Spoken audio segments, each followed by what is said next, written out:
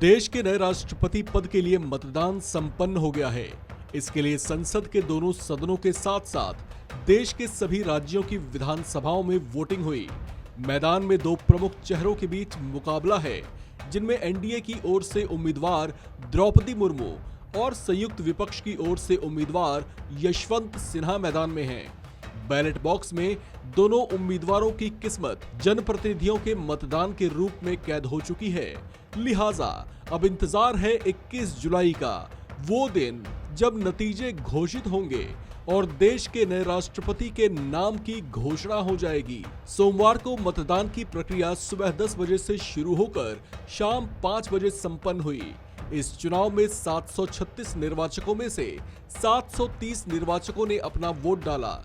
ऐसे में संसद भवन में कुल मतदान 99.18% हुआ। ये मतदान हुआ तो शांतिपूर्ण ढंग से, लेकिन मतदान की पूरी प्रक्रिया के दौरान रोमांच भी बना रहा।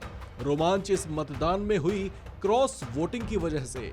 जो विपक्षी दल शुरू से ही ये दावा करते नहीं थक रहे थे कि वे पूरी तरह से संगठित हैं, उनकी पोल मतदान प्रक्रिया के दौरान ही खुल गई। उन्हीं विपक्षी दलों में से कुछ ऐसे चेहरे रहे जिन्होंने एनडीए की ओर से राष्ट्रपति उम्मीदवार द्रौपदी मुर्मू के पक्ष में क्रॉस वोटिंग कर दी। गुजरात, यूपी, महाराष्ट्र समेत कई राज्यों में विपक्षी दलों के विधायकों में फूट देखने को मिली। राष्ट्रपति चुनाव से पहले तक विपक्ष की ओर से एनसीपी अध्यक्ष शरद पवार की अहम भूमिका थी, लेकिन उनकी अपनी ही पार्टी के कुछ विधायकों ने उनसे दगा कर दिया। एनसीपी विधायक कांधल एस जडेजा ने मुर्मू के पक्ष में वोट किया। इसी तरह से झारखंड से एनसीपी विधायक कमलेश सिंह ने भी मुर्मू के पक्ष में वोट किया। कांग्रेस भी कांग्रेस वोटिंग रोकने में फेल रही, जहां ओडिशा से पार्टी विधायक मोहम्मद मुकीन और हरियाणा में कुलदीप बिश्नोई समेत कई विधायकों ने क्रॉस वोटिंग की। हालांकि कांग्रेस ने असम के विधायकों के क्रॉस वोटिंग को नकार दिया। कांग्रेस ने एआईयूडीएफ के आरोपों का खंडन भी किया, जिसमें उसने ये दावा किया था कि कांग्रेस के कम से कम 20 विधायकों ने एनडीए उम्मीदवार के पक्ष में मतदान किया है। राष्ट्रपति चुनाव में हुई क्रॉस वोटिंग को लेकर एक बड़ी दिलचस्प बात यह है कि क्रॉस वोटिंग करने वाले जनप्रतिनिधियों पर पार्टी कोई कार्रवाई नहीं कर सकती।